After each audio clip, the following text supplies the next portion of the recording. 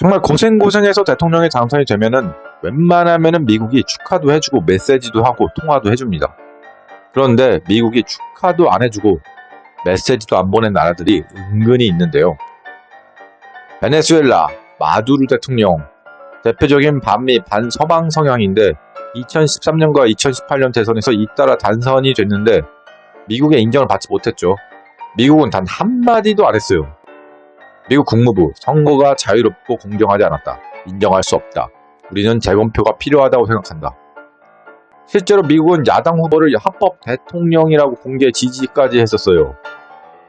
이란, 에브라임 라이시 2021년 이란 대선에서 반미 국가로 평가되는 이란의 지난 2021년 대선은 미국이 인정을 하기는커녕 선거가 자유롭고 공정하지 않다는 지적을 했습니다. 미국 국무부는 이러한 선거 결과가 이란의 방향성이나 시민들의 인권 존중에 근본적인 변화를 가져올 것을 기대하지 않는다고 비판을 하면서 메시지를 보냈네요. 축하 안 해줬어요. 벨라루스 루카센코, 유명하죠 얘는.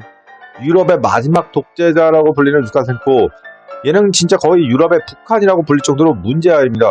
6번이나 대통령을 해먹었어요. 그래서 미국에게 단 한 번도 축하를 받지 못했어요. 얘는 근데 진짜 좀 심해요. 20년 넘게 해먹었어. 그래서 러시아 푸틴이랑 진짜 친한 사이예요. 미국 백악관은 이건 선거가 아니라 통제전 쇼였다. 이렇게 말했다고 합니다.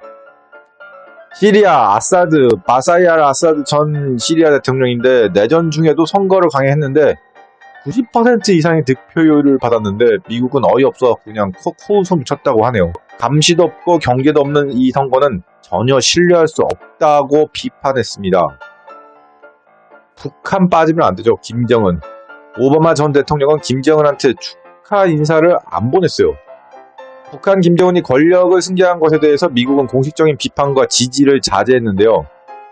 버락 오바마 당시 미국 대통령이 김정은의 경험 부족과 불확실성, 북한의 핵 보유에 대한 우려가 많아서 당시 이명박 대통령이랑 더욱 긴밀하게 협력을 했는데요. 그러나 미국은 김정은의 등극에 대해 축하는 하지 않았지만 외교적 접촉이나 가능성은 좀 열어둔 그런 상태였어요. 그러니까 너무 심하게 하지 말자 이런 거죠. 네, 최강자 나왔죠. 러시아 푸틴. 블라디미르 푸틴 러시아 대통령이 2024년에 또 됐어요. 그래서 장기 집권을 이어오는 그런 발판을 마련했는데 조 바이든 당시 미국 대통령이 당선 축하를 대신 강하게 비판을 했는데 뭐라고 했냐면은 미친놈이라고 했어요. 푸틴한테 크레이지 이런 식으로 해서 한마디로 미친 새끼라고 한 거죠. 조지아도 있는데 여기는 집권당이 승리를 했어요. 2024년에. 유럽연합 가입을 원했던 조지아인데 선거 후에는 국민들이 거리를 뛰쳐나와서 난리치고 그랬는데 미국은 이런 조지아를 보고 협박과 조작이 있었던 선거는 인정할 수 없다. 그러니까 부정선거는 인정할 수 없다고 부정을 했다고 하죠. 조지아의 선거에 대해서. 이 외에도 니카라과의 다니엘 오르테가랑 짐바브웨 로버트 무가베 대통령 등 이런 대통령들이 미국으로부터 공식적인 축하를 받지 못한 그런 대통령들이었는데 다 보면은 조지아, 러시아, 북한, 시리아, 이란, 벨라루스, 베네수엘라 화려하네요. 자, 그래도 우리는 이제 3일 만에 메시지는 오기는 왔어요. 미국한테.